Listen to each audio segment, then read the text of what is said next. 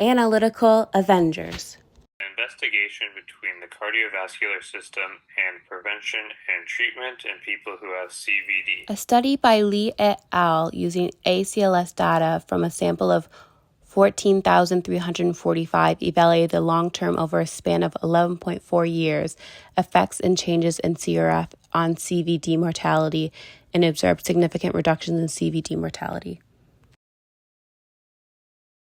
Study between CVD and CRF, cardiorespiratory fitness. Our study was published using multiple other studies. Though this was not ideal, it did create a more predictable outcome in regards to the relationship between CVD and CRF, as well as prolonging and preventing cardiovascular disease.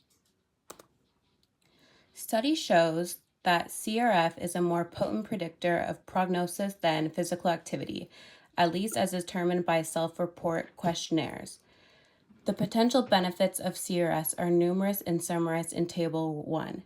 So we do have reduced blood pressure, improved insulin sensitivity, decreased myocardial oxygen demand, improved sleep, hypertension, depression, diabetes mellitus, as well as some people that do have CVD are obese or overweight, so them having sleep apnea or trouble breathing when they're laying down, this does improve sleep.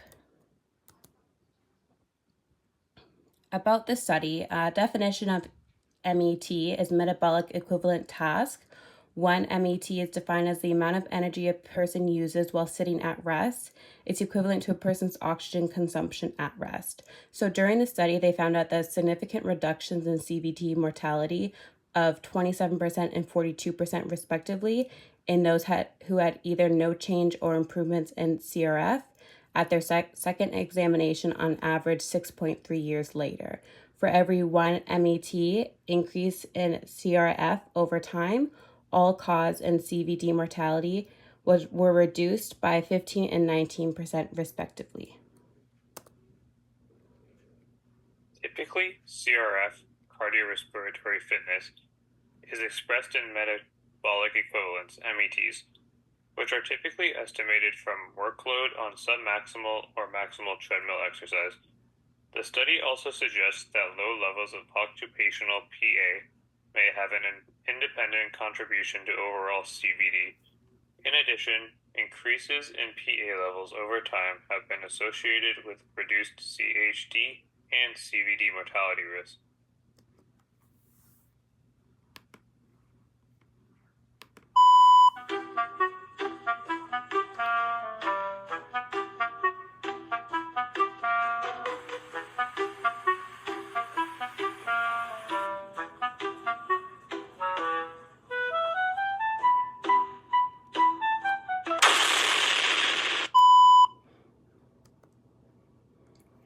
Implications and applications of the research. Research on the relationship between cardiovascular disease, CVD, and physical exercise has profound implications for public health, clinical practice, and individual wellness.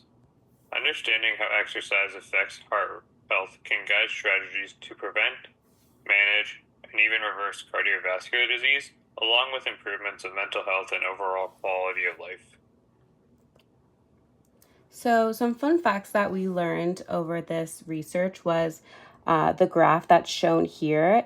The graph of the effects of formal cardiac rehabilitation and exercise training programs on the prevalence of adverse psychological stress parameters, so depression, anxiety, and hostility. So you can definitely see beforehand how high everything was, and then afterhand how low and reduced it was, really played a role with rehabilitation.